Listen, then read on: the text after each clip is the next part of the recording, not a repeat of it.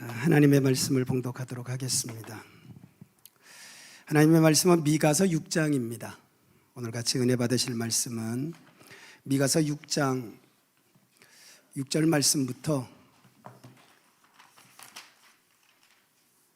8절까지의 말씀. 오늘 모두 말씀을 펼치시기 바랍니다. 하나님의 말씀은 미가서 6장 6절 말씀부터 8절까지의 말씀인데, 말씀을 우리 같이 찾으셔서 합독하도록 하겠습니다. 찾으셨으면 아멘. 자, 6절부터 합독합니다. 시작. 내가 무엇을 가지고 여호와 앞에 나아가며 높으신 하나님께 경배할까? 내가 번제물로 1년 된 송아지를 가지고 그 앞에 나아갈까? 여호와께서 천천의 수량이나 만만의 강물 같은 기름을 기뻐하실까? 내 허물을 위하여 내 맏아들을 내 영혼의 죄로 말미암아 내 몸에 열매를 드릴까? 사람아, 주께서 선한 것이 무엇임을 내게 보이셨나니 여호와께서 내게 구하시는 것은 오직 정의를 행하며 인자를 사랑하며 겸손하게 내 하나님과 함께 행하는 것이 아니냐. 아멘. 우리 같이 기도드립니다. 살아계신 하나님, 오늘도 이렇게 좋은 일기 가운데 또 많은 성도들 주의 전을 찾게 하시고 또 아름다운 찬양을 통해 하나님께 영광을 돌리며 은혜도 받게 하시고 또 오늘 귀한 생명의 말씀을 듣게 하시니 감사합니다. 이 아침 우리에게 주시는 말씀, 귀가 열려 들려지는 은혜가 있게 하시고 우리의 마음이 받아들이는 역사가 있게 하시고 또 우리 삶이 하나님의 말씀을 따라 살아감으로 하나님이 기뻐하시는 열매가 있도록 축복하여 주옵소서. 정말 이 시대에는 여러 소리들이 많이 들리지만 오늘 아침 우리가 꼭 들어야 될 하나님의 음성이 들려지기 원합니다. 어떠한 것도 방해되지 않도록 성령님 주장하여 주셔서 말씀만 들려지게 하여 주옵소서. 또 우리 모든 성도들 참 힘들고 어려운 시대를 살아가고 있는 줄 하나님이 아시오니 능하신 손으로 우리 성도들을 붙들어 주옵소서. 영적인 많은 도전이 있고 세상의 타락과 또 들려지는 수많은 삶의 위기의 소식들, 그럼에도 하나님이 나를 붙들고 계시며 하나님이 때를 따라도 오시는 은혜도 주시고 또 하나님께서 우리의 마음에 확신과 담대함을 주셔서 우리가 불안해하지 아니하고 하나님과 함께 믿음의 삶을 살아갈 수 있도록 은혜 위에 은혜를 더하여 주옵소서. 오늘도 함께하지 못한 우리 많은 성도들 어느 곳에 있든지 하나님 이 시간을 기억하게 하시고 또 무엇을 하든지 하나님께서 그들의 마음과 삶을 헤아려 주셔서 직장으로 또 여러 가지 사업차 떠나 있는 성도들 속히 주의 전으로 돌아오고 믿음의 자리로 회복되게 하시며 또 군문이나 학창으로 나가 있는 우리 믿음의 자녀들 하나님 지혜 주시고 건강 주셔서 미래를 준비하는 하나님이 기뻐하시는 시대의 일꾼으로 잘 준비되도록 은혜를 더하시고 또 우리 모든 성도들 삶 속에서 정말 하나님을 사랑하지만 몸이 불편해서 예배에 함께하지 못하는 성도들 속히 건강 주시기를 원합니다. 오늘도 이 자리에 예배에는 참석했지만 여러 가지 불편함 가운데 있는 성도들 나사렛 예수의 이름으로 강건하게 하시고 그래서 하나님이 기뻐하시는 삶을 살아낼 수 있도록 도와주시옵소서. 부족한 종 세워주셨사오니 오늘도 말씀을 잘 증거하게 하시고 하나님의 마음을 선포할 때 놀라운 하나님의 역사가 나타나게 하옵소서. 모든 것 주의 손에 의탁하옵고 예수님의 이름으로 기도드립니다. 아멘. 할렐루야. 그동안 잘 지내셨습니까? 우리 옆에 있는 성도님들도 한 주간 만에 보니까 굉장히 반갑죠. 오늘 우리 같이 예배를 드리고 있습니다. 우리 로멜 목사님 사모님이 이제 한국에 오셔서 1년 동안 같이 마더와이즈 리더로 준비하시고 또 같이 사역을 하시겠습니다. 오늘 오셨는데 먼저 박수 한번 할까요? 사모님.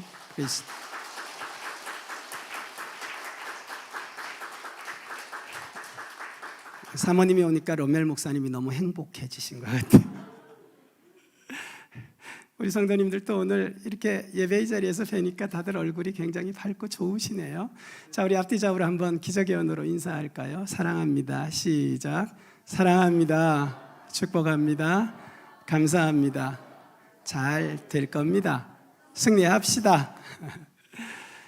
며칠 계속 바람이 좀 강하게 불어서 제가 걱정을 사실은 좀 많이 했습니다. 그런데 이 바람이 부는 게 식물학자들은 이렇게 얘기해요. 잠자던 나무를 막 깨운다는 거예요. 일어나 일어나 일어나 한다는 거죠. 계절이 바뀌었어, 일어나야 돼, 이제 그렇게 한다는 거예요. 오늘 여러분 말씀을 들을 때 성령의 바람이 불어와서 우리 영혼을 깨우고 우리의 삶을 새롭게 하는 놀라운 역사가 있기를 주님의 이름으로 축복합니다. 요즘 시대는 과거와 같지 않다고 모두 이야기를 합니다. 이제는 팬데믹 상황이 끝났다. 그리고 우리에게 들려진 이야기가 엔더믹 시대라는 말을 합니다. 근데 혹시 여러분 엔더믹에 대해서 정확하게 알고 계시는지요? 다들 좀 오해를 하고 계셔요. 그게 뭐냐면 팬데믹 끝났으니까 코로나 없어졌다고 생각하시는 것 같아요. 그런 뜻이 아니고요. 엔더믹이라고 하는 정확한 용어의 뜻은 이거예요. 감염병이 주기적으로 유행을 하는 시대다. 없어진 게 아니고 이제는 우리에게 일상처럼 그것이 같이 간다는 거예요. 우리 왜 계절이 바뀔 때 되면 감기하잖아요. 그것처럼 우리는 수시로 이런 코로나를 겪을 수 있다는 거죠. 우리는 금방 모든 게 다 좋아질 줄 알았어요. 그래서 우리가 기도했던 것처럼 코로나야 물러가라! 다 떠나간 줄 알았어요. 안 떠나갔어요. 저도 지난 선교대회 때 걸려서 고생했잖아요. 계속됩니다. 이게 뿐만 아니라 우리는 경제적으로도 다 해결이 될 줄 알았어요. 그 전보다 더 좋은 새로운 환상적인 세상이 펼쳐질 줄 알았는데 지금 여러분 삶은 어떠세요? 많은 경우에 이전보다 더 힘들다는 표현들을 많이 쓰고 계십니다. 거기에는 여러 요인들이 있습니다. 생각지도 않았던 전쟁이 터져버린 거죠. 그 전쟁마저도 옛날에는 남의 나라 전쟁이었어요. 내가 안 싸우면 괜찮은. 근데 이미 전 세계는 하나가 되어서 체인처럼, 그래서 어디 하나에서 전쟁이 터지면 금방 우리나라에 영향을 주고 우리나라만 영향을 주는 게 아니라 내 삶에 직접적인 영향을 줍니다. 좀 나아지나 싶었는데 전혀 그렇지가 않죠. 교회는 어때요? 이제 자유롭게 예배를 드리게 됐으니까 저도 사실은 기대가 많았습니다. 코로나 때문에 예배를 정상적으로 드릴 수 없을 때, 기도를 마음껏 하지 못할 때, 근데 이제는 막 모임도 자유롭게 할 수 있고 이제 마스크까지 벗었잖아요. 그럼 막 아멘도 크게 하고 막 기도도 크게 하고 막 모임도 엄청 활발하고 막 전도하고 교회가 막 이전처럼 막 부흥될 줄 알았어요. 근데 제가 생각했던 것보다는 속도가 많이 느린 것 같아요. 아멘도 이전만큼 되지도 않아요. 그래도 아멘을 안 하세요. 이 정도 눈치 주면 우리 목사님이 지금 뭘 하라고 하는 거구나 하고 빨리 캐치를 해야 되는데 봐요, 벌써 코로나 몇 번 걸려서 그런지 이유는 모르겠지만 아무튼 이전보다 지금이 더 낫다고 말할 수 있는 건 아니에요. 제가 보니까 좀 답답함이 있어요. 자, 이럴 때 하나님이 우리에게 원하는 게 무엇일까요?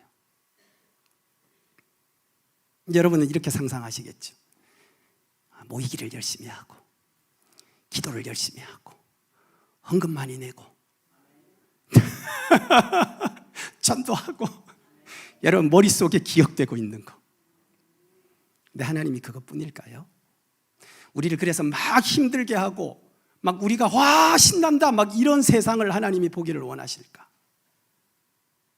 오늘 여기 본문에 나오는 미가 선지자를 통해서 하나님이 말씀을 하실 때 상황을 보니까 미가서 3장에 보면 지금 이스라엘 백성들이 하나님을 사실 믿는다고 하지만 당시에 나라를 다스렸던 지도자들이요 극도로 이기적이 돼가지고 백성들의 것을 막 착취를 하는 거예요. 성경은 이렇게 기록하고 있어요. 악을 좋아한다. 즐긴다는 거예요, 그거를. 그런가 하면 종교 지도자들, 요즘으로 말하면 목회자들이겠죠. 종교의 지도자들도 뇌물을 받고 돈을 받고 요즘으로 말하면 돈을 받고 가짜로 축복을 빌어준다는 거예요. 영적인 타락을 이야기하는 거죠. 이런 상태니까 백성들의 삶은 어떻겠어요? 당연히 타락하죠. 종교가 타락했고 정치가 타락했는데 당연히 세상은 볼 것도 없이 타락을 했죠. 그런데 한 가지 지켜지는 게 있었습니다. 그게 뭐냐 하면 하나님 앞에 예배를 드리는 거예요. 다 타락을 한 상황이었지만 그들이 하나님 앞에 제물을 가지고 와서 하나님 앞에 제물을 드리면서 하나님 앞에 예배를 드려요. 이 총체적 난관 가운데에서 그래도 하나님을 향하여 예배를 드려요. 그럼 우리 하나님은 참 다행이다 생각하고 받으셔야 되는데 놀랍게도 미가서 6장의 말씀을 보면 하나님이 이렇게 말씀하세요. 내가 너희들 예배를 그렇게 기뻐하겠느냐? 라고 말씀을 하시는 거예요. 충격이죠. 예배라도 기뻐 받으실 줄 알았는데 하나님이 말씀하시는 것은 그렇게 살고 그렇게 상한 세상 속에서 너희들 한 번씩 나한테 와서 예배한다고 내가 너희들 예배 기뻐 받을 줄 아냐? 너희들이 무슨 기름을 가지고 오고 양을 잡고 그렇게 하면 내가 너희들 예배를 기뻐 받아서 너희들을 축복할 줄 아냐? 아니다 라고 말씀하시면서 하나님이 오늘 이렇게 말씀하시는 거예요. 내가 원하는 것이 무엇인지 아느냐? 하나님이 원하는 게 무엇인지 알아야 됩니다. 그리고 우리가 꼭 기억해야 될 건 하나님이 원하시는 것으로 하나님께 영광을 돌려야 하나님의 은혜가 우리 가운데 임합니다. 그리고 하나님의 은혜가 임해야 우리의 삶의 변화가 일어납니다. 그 변화가 영향을 줄 때 가정도 바뀌어지고 세상도 변화되는 것입니다. 그럼 우리가 근본적으로 하나님이 원하는 것이 무엇인지를 알아야 되겠죠. 그래서 오늘 본문 8절의 말씀 우리 다시 한번 모두 말씀을 펼치셔서 큰 목소리로 하나님이 원하는 것 8절을 한번 크게 합독하겠습니다. 사람아 시작. 사람아 주께서 선한 것이 무엇임을 내게 보이셨나니 여호와께서 내게 구하시는 것은 오직 정의를 행하며 인자를 사랑하며 겸손하게 내 하나님과 함께 행하는 것이 아니냐. 아멘. 자, 오늘 본문을 통해서 우리에게 주시는 하나님이 원하는 것, 그 첫 번째는 여러분과 내가 정의를 행하며 사는 것입니다. 따라 하십시다. 정의를 행하며 살아야 된다. 사실 당시 이스라엘 백성들은 하나님께서 다스리는 분이라는 사실을 알고 있었습니다. 그리고 하나님에 대한 신앙이 있었기 때문에 그들이 하나님 앞에 제사도 드렸던 거죠. 근데 그 제사 속에서 놀라운 것을 하나 발견하는데 그게 뭐냐 하면 평소에 그들은 배워온 습관대로 하나님 앞에 제사를 드리고 있다는 거예요. 짐승의 피를 흘리기도 하고 하나님이 정해놓은 제사법을 따라서 형식을 따라 그들이 제사를 드리고 있다는 거예요. 근데 하나님이 그걸 기뻐하지 않으셨다는 거죠. 요즘으로 말하면 이런 거예요. 주중에는 내 유익을 따라서 살고 또 필요하다면 다른 사람 해코지도 하고, 근데 주일날 되면 성경책을 딱 끼고 교회에 오는 거예요. 그래서 거룩한 척 하나님 앞에 예배를 드리는 거죠. 주일날만 11시 예배만 드리면 괜찮다고 생각하는 것과 동일한 말씀이죠. 근데 하나님은 이렇게 말씀하시는 거예요. 나 그거 좋아하지 않는다. 내가 좋아하는 것은 너희들의 삶이 정의를 행하는, 너희들의 삶이 바르게 사는 것을 원한다. 이 바르다는, 이 정의라는 단어는 미슈파트라는 단어입니다. 절대적 기준을 가지고 하나님이 보실 때 합당하게 살아내는 삶을 말하는 거죠. 하나님이 인정하는 삶을 말하는 거예요.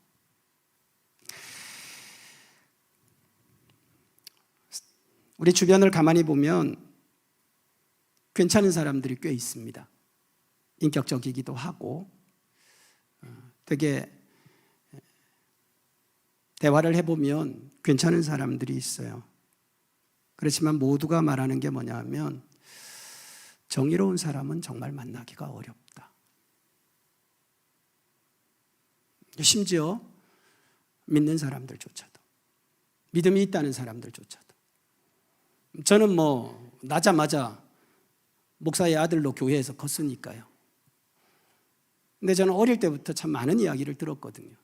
물론 목사의 아들이라는 말도 들었지만 아주 짓궂은 놈들은 저를 보고 이렇게 얘기했어요. 예수쟁이. 여러분 어릴 때 예수쟁이라는 말을 들어보신 적 있죠? 근데 그 정도는 우리가 교회에서 이미 여러 가지 내성이 생기고 훈련이 돼가지고 예수쟁이 그거 좋은 말이다, 전문가라는 뜻이다 해가지고 우리가 괜찮았어요. 근데 여기서 한 가지 더 나가요. 뭐라고 얘기하는가 하면 이렇게 얘기해요. 예수 믿는 것들 입만 살았다고. 엄청 약이 오르죠. 그러면서 거기서 멈추지 않아요. 이렇게 얘기하는 거예요. 물에 빠져도 주둥이만 둥둥 뜬다고. 사람 그런 얘기 들으면요, 속이 부글부글 끓습니다. 얼굴 색깔이 제가 울그락푸르락 하면 재밌어갖고 또 계속 저를 약 올리는 거예요. 야, 천국 가면 입만 있다며. 정말 충격적인 말이에요. 에? 제가 곰곰이 고민을 했어요. 왜 이런 말을 들어야 될까? 보니까 삶에 있어서 우리가 정의로운 삶을 살아야 되는데, 우리의 일상의 삶이 다른 사람을 억압하거나 다른 사람의 것을 착취하거나 남의 명예를 손상하는 이런 뭔가 사람들이 볼 때 니나 나나 똑같다라고 하는 것 때문에 저 사람들이 우리한테 말하고, 그리고 교회 다니는 사람들의 이 입이 또 워낙 세다 보니까 그들이 하는 말이 입만 살았다는 말을 하는 게 아닐까. 그러나 하나님이 원하는 건 그게 아니잖아요. 사람들에게 그런 말이나 듣고 세상에서 그렇게 살기를 하나님이 원하지 않으시는 거죠. 하나님이 원하는 건 뭐예요? 로마서 12장에 기록된 것처럼 우리가 하나님으로부터 큰 은혜를 받았으면 우리가 마음과 생각을 새롭게 해서 세상을 따르지 않고 하나님의 기뻐하시는 뜻이 무엇인가를 분별해서 그렇게 살아내기를 원하시는 거죠. 이것은 그때나 미가의 시대나 지금의 시대나 동일한 하나님의 마음입니다. 세상이 아무리 그렇게 변해가고 변질됐다고 해도 우리가 그 세상을 따르지 않고 우리는 내가 믿는 하나님, 그래서 1절부터 6장 1절부터 5절까지에 보면 하나님이 얼마나 정의로운 분이셨는지를 다 설명하고 있는데, 그 하나님을 믿는 우리의 삶은 하나님이 원하시는 거예요. 너희도 이렇게 정의롭게 세상을 살아야 된다. 내가 볼 때 바르게 살아야 된다. 오늘 여러분의 삶이 그러하기를 예수님의 이름으로 축원합니다. 저는 목사이기 때문에 사실 여러분들이 세상을 사는 것만큼 저도 사는 게 어렵습니다. 왜냐하면 제가 강단에서 하는 것과 이 강단을 내려갔을 때의 삶이 동일해야 하거든요. 내가 강단에서 하는 것과 내 집에서 사는 삶의 모습이 같아야 되거든요. 근데 만약 제가 여기에서 하는 것과 내려가서 하는 게 다르고 삶이 다르다면 뭐라고 하겠어요? 이중적이라고 말하겠죠. 그리고 그 삶을 보고 어떤 결과가 나올 것인가? 여러분 상상해 보세요. 근데 과연 우리는 어떻게 살아가고 있느냐는 거죠. 하나님이 원하는 것을 알아야 됩니다. 하나님은 우리에게 이렇게 원하시는 거예요. 너희들은 세상을 살아갈 때 오직 정의를 행하며 살아야 된다. 누가 거짓되다고 나도 동달아서, 누가 수단을 부린다고 나도 똑같이, 그렇게 하지 말고 하나님이 말씀하세요. 따라하십시다. 정의롭게. 그럼 고민이 생기는 거죠. 목사님, 우리가 어떻게 정의롭게 살아야 될까요? 이 호세아 6장은 계속 우리에게 말씀하십니다. 내가 너희에게 하는 말을 들을지어다. 1절 가장 먼저 선포되는 말씀이 너희는 여호와의 말씀을 들을지어다. 그리고 6장 오늘 본문 6절로 보면 내가 너희에게 보인 것이 있지 않느냐. 그것은 바로 여러분과 나에게 따라하십시다. 말씀이 있어야, 하나님의 말씀이 있어야 정의로운 삶을 살 수 있고 정의로운 판단을 할 수 있다. 다윗은 하나님의 말씀에 대하여 자기가 경험으로 고백한 것이 있어요. 그 말씀은 내 발의 등이고 내 길의 빛이다. 그리고 그는 시편 119편에 하나님의 말씀에 대하여 찬양을 해요. 시편 119편이 성경 가운데 가장 긴 구절이라는 건 여러분이 다 알고 계시잖아요. 그 모든 구절의 내용이 뭐냐면 하나님의 말씀의 위대하심을 찬양하고 있는 거예요. 그 말씀의 구체적인 내용을 살펴보면 이래요. 하나님의 말씀은 의로운 판단을 하게 합니다. 하나님의 말씀은 사모할 수 있는 말씀입니다. 하나님의 말씀은 법도가 있는 말씀입니다. 아멘. 하나님의 말씀은 살리는 말씀입니다. 그러니 이런 말씀이 내 안에 있고 그래서 그 말씀을 기준으로 내가 살아간다면 세상에 섞이거나 세상의 혼탁함이 아니라 세상 속에서도 하나님이 원하시는 바로 그 정의의 삶을 살아갈 수 있게 된다는 겁니다.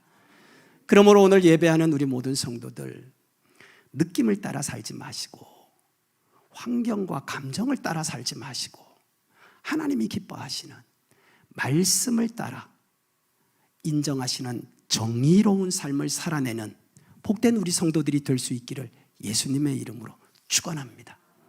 더 나아가서 오늘 여기 본문 두 번째 우리에게 하나님이 원하는 것이 있습니다. 그게 뭐냐 하면 인자를 사랑하는 삶을 살아야 된다. 이 인자를 사랑한다고 하면 무슨 순자를 사랑해라, 말자를 사랑해라 이런 사람을 사랑하라는 뜻이 아니에요. 이 인자라고 하는 말은 원어에 보면 헤세드라는 뜻입니다. 이 헤세드라고 하는 말은 자비와 긍휼이라는 말인데요. 이 헤세드라고 하는 말이 하나님을 향한 헤세드가 될 때는 충성이라는 뜻으로 해석이 됩니다. 그리고 이 헤세드라고 하는 말이 우리 사람들 간의 관계로 오면 자비와 사랑이라는 뜻으로 해석이 됩니다.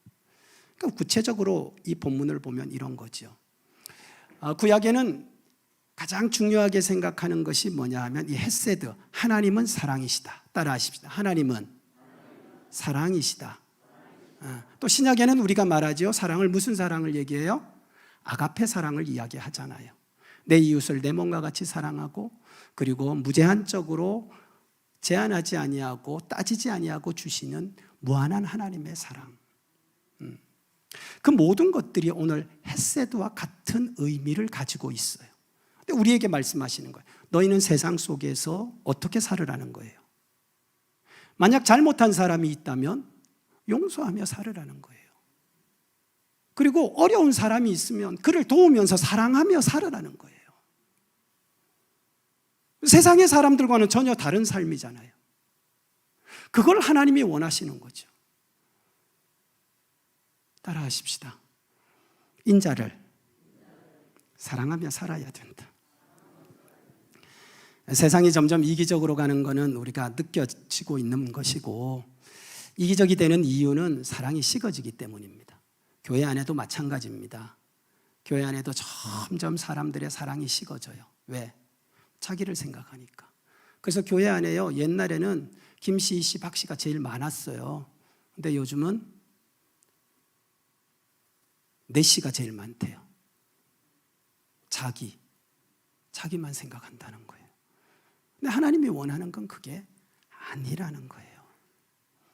그러면 목사님, 왜 우리는 이게 안 될까요? 이 용서라고 하는 단어는 이렇게 덮어준다는 뜻을 갖고 있습니다. 덮어준다. 우리가 로마서의 말씀을 보면 우리가 죄인이지만 하나님이 의롭다 여겨주실 때 내가 죄를 지었어요. 안 지은 게 아니에요. 그러나 그리스도의 보혈로 덮어서 죄를 보지 않는 거죠. 이것을 의롭게 여겨주신다고 하는 거예요. 그러니까 우리로 하여금 용서한다는 게 뭐냐? 그 사람의 잘못한 것을 내가 그냥 머릿속에 확 지운다. 지울 수 있어요? 안 지워집니다. 부부싸움 신혼 때 했던 거 70까지 가가지고 70대에서 이렇게 얘기합니다. 당신 내 첫날 그런 얘기 했지? 내 지금까지 참았다. 잊어버린 것 같지만 기억하고 있다니까요. 그래서 말조심해야 되는 거예요. 이 상처라는 건 정말 그렇게 쉽게 지워지지가 않습니다. 성도 간에도 마찬가지예요. 성도 간에 참 보면 독해요, 성도들이. 일반 사람들은 술 한잔하면 끝나는데 이 믿는 사람들요, 참 보면 독해가지고 뭐 하나 자기 마음에 걸렸던 게 있으면 하여튼 그 사람 교회 안 나올 때까지 그걸 합니다. 그리고 그 사람 딴 교회 가면요, 가고 나서도 그 얘기합니다. 이게 뭐예요? 용서가 없는 거예요. 따라하십시다. 용서합시다. 용서합시다. 잘못이 없다는 게 아니에요. 덮고 가자는 거죠. 근데 왜 안 될까요? 이게 왜 안 되느냐 봤더니 이유가 몇 가지가 있습니다. 그 중에 사람들은 자기에게는 다 관용을 베풀어요. 근데 다른 사람에게는 엄청 엄격해요.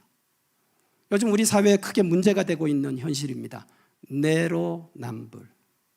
근데 이게 신앙 안에도 똑같이 적용이 돼요.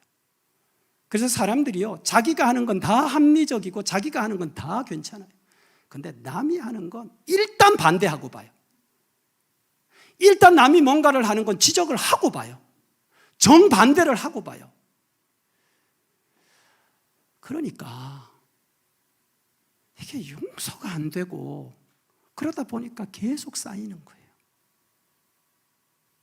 왜 안 될까 봤더니 하나님 앞에서 이스라엘이 얼마나 많은 은혜를 받았습니까? 근데 자기가 받은 걸 기억하지 못하는 거예요. 우리는 죄와 허물로 죽었던 사람들입니다. 그리스도 예수의 보혈로 우리는 부활한 사람들이에요. 살아난 사람들이에요.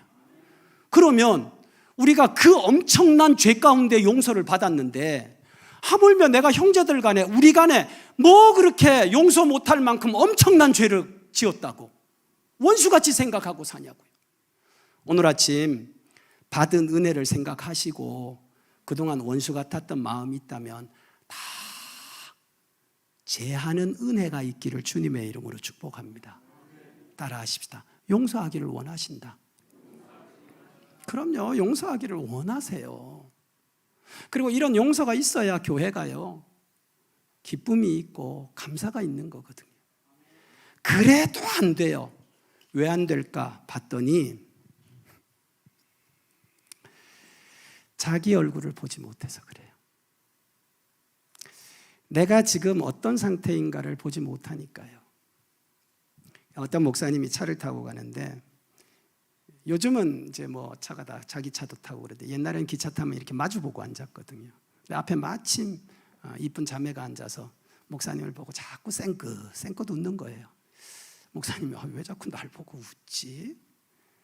이러다가 뭔가를 할 말이 있는 것 같은데 하다가 목사님 깜빡 잠이 들었어요. 그리고 그분은 내렸는데 내리면서 이 여자분이 편지를 하나 딱 주고 내린 거예요. 목사님 깜짝 놀랬겠죠. 처음 본 여자가 편지를 주니까. 그래서 편지를 딱 펼쳐보니까 편지에 이렇게 기록되어 있었어요. 목사님이신 것 같은데, 그 다음 말은 뭐라고 써져 있었을까요? 지금 여러분 마음속에 지금 그 다음 무슨 글자인지 지금 막 상상을 하고 있잖아요. 제가 보니까 목사님이신 것 같은데 거울을 좀 보세요. 그래서 화장실에 얼른 쫓아가서 거울을 딱 봤더니 기차 타기 전에 먹었던 밥풀이 2개가 여기 붙어 있는 거예요.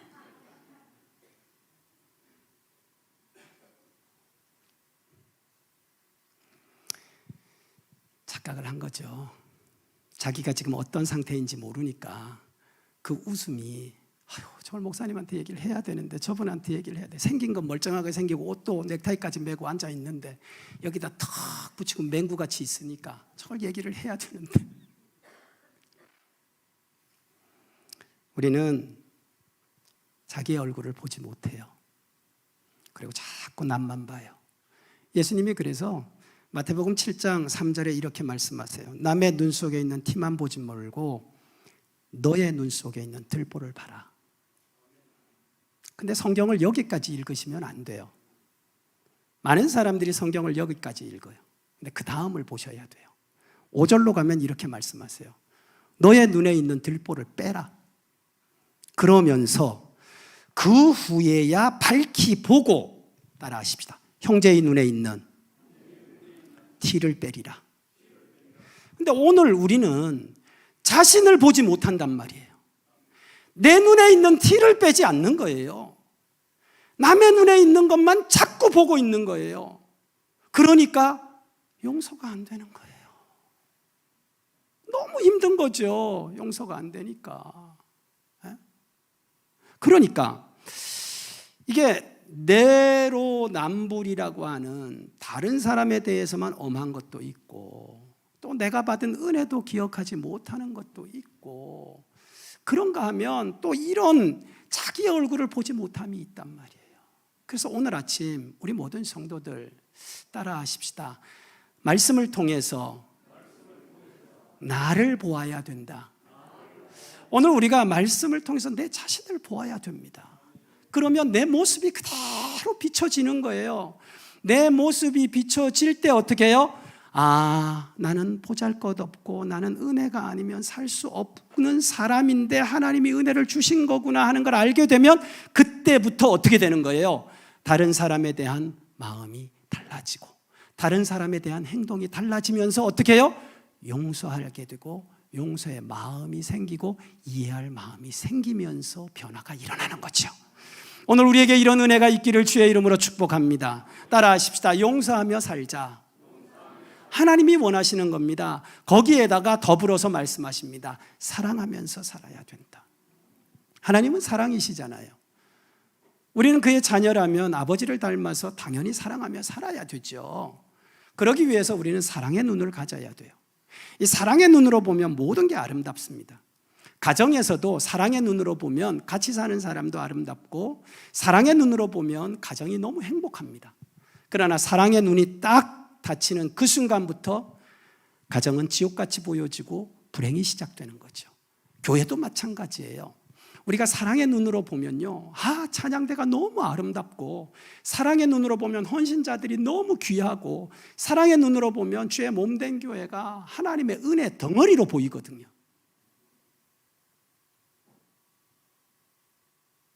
아멘이세요? 그런데 내가 사랑의 눈을 탁 닫고 율법의 눈으로 딱 보기 시작하면 그때부터는 모든 게 문제가 되기 시작합니다. 신앙생활 불행하죠. 오늘 예배하는 성도들 사랑의 눈이 환하게 열리기를 주의 이름으로 축원합니다. 12명의 정탐꾼을 가나안 땅에 보냈더니 똑같은 땅을 40일 동안 보고 왔는데 그들이 보고하는 게 다 달라요. 10명은 부정적인 보고를 해요. 2명은 긍정의 보고를 해요. 이유가 뭔가 봤더니 마음의 차이였어요. 우리가 어떤 마음을 가지고 있는가, 거기에 따라서 똑같은 곳에서 생활하고 똑같은 것을 보고도 말이 달라요. 어떻게 생각하면 10명의 정탐꾼이 한 말이 느끼기에 그리고 너무나 정확하다라고 생각될 수도 있어요. 그러나 그들의 마음은 하나님을 신뢰하는 믿음도 없었고 하나님의 약속을 의지하는 믿음도 없었습니다. 지극히 인간적이었다는 거죠. 오늘도 우리가 신앙생활을 하면서 이런 말을 많이 듣습니다. 그러나 교회는 세상의 조직도 아니고 교회의 역할이 사회의 계모임도 아닙니다. 여기는 하나님의 기적이 있는 곳이고 여기는 하나님의 섭리가 있는 곳이고 하나님의 계획과 하나님의 뜻이 있는 곳이 교회입니다. 그렇기 때문에 우리는 믿음 안에서 마음을 가지고 모든 것을 생각하고 고백하는 것이죠. 차이가 있을 수밖에 없는 거예요. 내 마음이 어떠하냐? 오늘 하나님 말씀하십니다. 내가 너희에게 원하는 것은 너희가 서로 용서하고 서로 사랑하고, 그래서 힘들고 어려운 사람을 보면 좀 그들의 마음을 공감해주고 좀 그들의 힘듦을 가서 크던 작던 함께 도와가면서 그것을 위로해주고, 그래서 나만을 위한 인생이 아니라 우리를 향한 하나님의 뜻을 이루기 위해 함께하는 인생이 되기를 하나님은 원하시는 줄 믿습니다.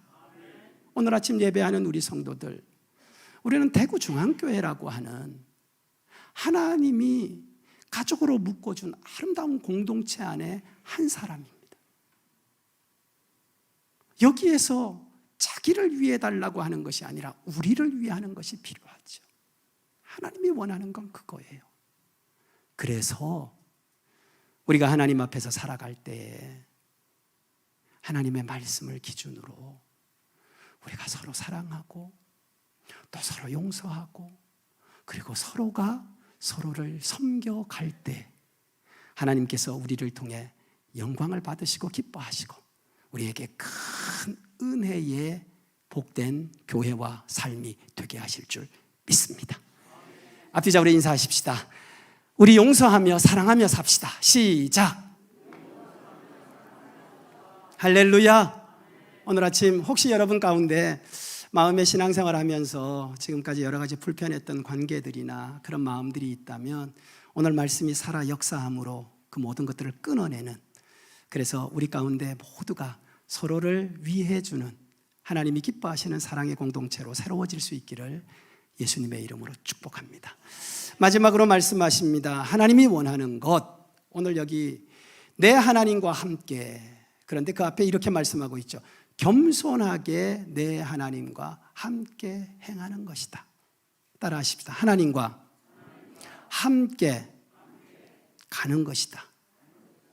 그것이 오늘 본문의 동행이라는 말입니다. 동행하는 것, 하나님과 함께 하는 것, 하나님과 함께 걷는 것, 하나님과 함께 뜻을 같이하여 살아가는 것.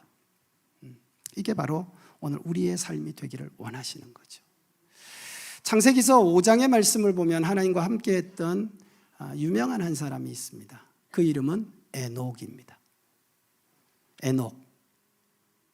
에녹은 하나님이 죽음을 맛보지 않고 데려가신 첫 번째 사람인데요.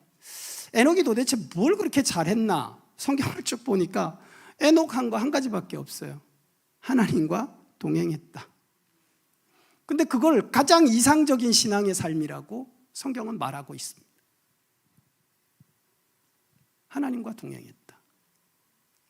근데 저는 이 하나님과 동행했다고 하는 이 말씀을 이 미가 선지자 시대의 말씀으로 딱 돌아가 보니까 그렇구나.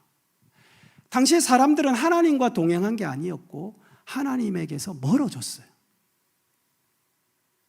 당시에 사람들은 하나님과 동행한 게 아니라 세상 속에서 사람들과 함께 했던 거예요. 근데 하나님이 은혜를 주시고자 하는 백성들은 하나님에게서 멀어지면 안 되거든요. 하나님에게서 떠나가면 안 되는 거예요. 어쨌든 하나님과 함께 해야 되는 거예요. 그래서 오늘 가장 중요하게 말씀하시는 거예요. 하나님이 원하는 게 뭐냐? 하나님이 원하는 건 하나님과 함께 하는 것이다. 오늘 우리 성도들 멀어지지 마시기를 주의 이름으로 축원합니다. 하나님에게서 떠나가지 마세요. 하나님과 함께 해야 은혜가 있습니다. 우리 하나님과 함께 했던 사람들이 있잖아요. 우상을 섬기지 않고 하나님에게 구별된 삶을 살았던 사람들, 전적으로 하나님을 신뢰하고 살았던 사람들, 다윗과 같은 인생, 우리가 좋아하는 엘리야와 같은 인생, 노아와 같은 인생. 지금 마지막 때를 노아의 때라고 이야기하는데 하나님의 말씀을 보면 노아의 때에 하나님이 노아를 택하시잖아요. 그런데 이 노아의 삶에 대한 은혜 주심의 비밀이 창세기 6장 9절에 나와요. 거기에 보면 이렇게 말씀하고 있어요. 노아가 하나님과 동행했다. 놀라운 말씀 아니에요? 노아를 하나님이 동행했기 때문에 노아에게 하나님이 시대의 상황을 말씀하시면서 노아야, 내가 진짜 도저히 안 되겠다. 이건 물로 다 쓸어버리기를 원하는데 너 방주 지어. 하나님과 동행했기 때문에 하나님의 비밀을 들을 수 있었고, 하나님의 비밀을 듣자 노아는 방주를 지었고, 그래서 어떻게 했다는 거예요? 히브리서 11장 믿음의 장으로 가보면 믿음으로 그가 방주를 준비함으로 의의 상속자가 되었다고 기록합니다. 하나님의 구원의 은혜를 받았다는 거죠. 오늘 시대가 노아의 시대와 같다고 말해요. 그래서 우리가 해야 할 정말 하나님이 원하는 것 따라하십시다. 하나님과 함께하는 것이다. 하나님과 함께하는 것이다. 여러분, 유혹이 있습니다. 시험도 옵니다. 그러나 절대 가시면 안 됩니다. 항상 하나님과 함께 하시기를 예수님의 이름으로 축복합니다. 그런데 이 하나님과 함께하는 우리의 신앙이 쉽지는 않죠. 그래서 이렇게 말씀해요. 겸손히 하나님과 함께. 이 겸손이라고 하는 단어는 우리가 너무나 잘 아는 단어이지만 오늘 여기에 사용된 이 겸손이라고 하는 말은 곧 이런 뜻이에요. 하나님과 함께 하지 않으면 나는 살 수 없어요. 겸손이죠. 교만이 뭐냐? 나 하나님 없어도 살 수 있어요. 그러니까 하나님이 원하는 겸손한 동행은 하나님이 없으면 난 살 수 없어요의 동행을 말씀하시는 것이고, 또 겸손이라는 건 이거죠. 하나님이 나에게 가장 귀한 분이에요. 교만은 뭐예요? 하나님 있으나 없으나 상관없어요. 이게 교만이란 말이에요. 그러니까 우리가 하나님과 동행하며 겸손하다는 건 뭐냐 하면 하나님이 나의 가장 소중한 분입니다. 그래서 나는 하나님을 포기할 수 없습니다. 이 겸손을 가지고 하나님과 동행하는 거, 하나님이 원하시는 거예요. 제가 가끔은 저랑 같이 우리 아이들이 살잖아요. 아이들은 아빠니까 너무 편하게 대한단 말이에요. 그냥 편하게 장난도 치고 자고 막 이렇게 해요. 저는 괜찮아요. 왜? 아빠니까. 근데 제가 총회에 갔어요. 제가 총회 가면 또 저의 위치가 달라지잖아요. 그렇기 때문에 제가 총회 가면 저랑 같이 하는 사람들이 말을 조심해요. 행동을 조심해요. 우리 아이들처럼 그렇게 싱거운 농담을 하거나 장난을 치지 않습니다. 만약에 그들이 나에게 그렇게 행동을 하면요, 그건 저를 무시하는 거예요. 우리가 하나님과 함께 하는 것은요, 내가 하나님을 겸손히 동행한다는 건 하나님을 내가 그렇게 경외한다는 거예요. 함부로 하는 게 아니라는 거예요. 그래서 어떻게 한다는 거예요? 하나님을 경외함으로 내가 하나님을 하나님으로 섬기며 동행한다는 거예요. 얼마나 큰 은혜가 있을까요? 오늘 우리가 하나님을 정말 겸손하게 동행하기 때문에 우리가 하나님 앞에 하는 행동이 하나 있습니다. 그게 뭐냐면 하나님 앞에 자꾸 묻는 거예요. 겸손한 사람이 묻습니다. 자기 마음대로 안 하고 하나님에게, 하나님 사실 이런 상황인데 하나님 이거 어떻게 해야 되죠? 이렇게 하나님 앞에 묻는 거예요. 이 질문이 뭐냐 하면 기도예요. 오늘 성도들 삶이 나 하나님과 동행합니다. 증거가 뭐냐? 할 말이 없죠. 그러나 내가 하나님과 동행하기 때문에 하나님이 내 삶을 인도하시는데 지금 내 눈에는 도무지 이해가 안 되는 상황이 펼쳐지고 내 마음에 도저히 용납이 안 되는 일들이 막 일어나고 있을 때 여러분 당황하지 마세요. 그 하나님을 떠나지 말고 그때 하나님 앞에 묻는 거예요. 그게 기도예요. 따라하십시다. 겸손의 실천이 기도다. 그렇습니다. 겸손의 실천이 기도예요. 그리고 하나님이 그 기도에 대하여 응답하시고 감동을 주시면 그때 내가 거기에 순종하여 가는 것이 뭐냐? 하나님과 동행하는 결과입니다. 깨달아지시면 아멘. 오늘날 너무 많은 사람들이 피상적인 신앙을 가졌어요. 그래서 말로만 하나님과 동행한다, 행동으로는 하나도 사랑하지 않으면서 나는 하나님을 믿는다. 세상 사람하고 전혀 다른 인생이 아닌데도 뭐라고 얘기해요? 나 교회 다닌다. 하나님이 원하는 것이 아니죠. 오늘 아침 하나님께서 우리에게 이렇게 말씀하시는 거예요. 우리의 현실이 그렇게 내가 생각한 것처럼 좋지 않다고 해서 매일 비판이나 하고 탄식만 하지 말아라. 세상이 그렇게 썩었다고 해서 나도 그 속에서 내 자신을 동일하게 살아가면 안 된다. 세상에 빛이 없다고 해서 어둠 속에서 그렇게 방황할 인생이 아니다. 하나님은 우리에게 기뻐하시는, 하나님이 원하시는 삶, 정의롭게 행하고 용서할 줄 알고 사랑할 줄 알고 교만하지 아니하고 겸손하게 하나님과 동행하는 삶. 오늘 세상의 사람들이 사는 것과 다른 하나님이 원하는 삶을 살아가는 우리가 될 수 있기를 주님의 이름으로 축원합니다. 우리 대구중앙교회 모든 성도들, 그래서 정말 이곳에 모인 우리 모든 성도들의 삶이 하나님이 정말 원하셨던 삶이 되어서 예배를 드릴 때마다 하나님이 임재하셔서 예배를 받으시는 놀라운 경험이 있고, 그리고 우리가 하나님 앞에 감사로 영광을 돌릴 때마다 하나님이 그 감사를 받으시고 우리의 삶을 30배, 60배, 100배로 축복하시는 증거가 있는 삶. 오늘 아침 예배하는 우리 모든 성도들의 삶이 될 수 있기를 예수님의 이름으로 축복합니다. 우리 한번 앞뒤적으로 인사하시겠습니다. 정의로운 삶을 삽시다. 시작. 용서하며 사랑하며 삽시다. 겸손하게 하나님과 동행합시다.